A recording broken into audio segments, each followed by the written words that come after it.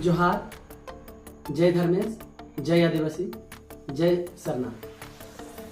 हर साल का जैसन इस साल भी 9 अगस्त विश्व आदिवासी दिवस बड़ी धूमधाम से अलीपुरद्वार जिला में मनाल जाते हैं।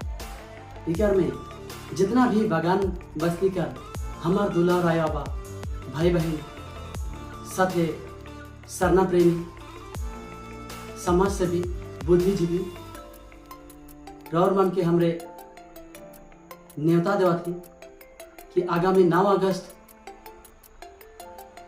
हमरे का जो विश्व आदिवासी दिवस हुई सेकर में हमरे बीएम क्लब मैदान से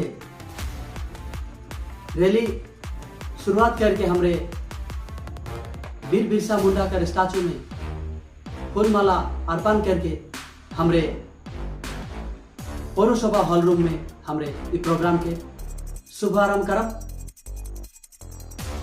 तो जितना भी हमने कर बुजुर्ग सरना प्रेमी आदिवासी प्रेमी प्राकृतिक प्रेमी मन के हमरे इस चैनल कर माध्यम से न्योता देवा थी। तो मोर नाम सुशील उराव, राजी पढ़ा सरना प्रार्थना सभा भारत पश्चिम बंगाल का सचिव। जोहार।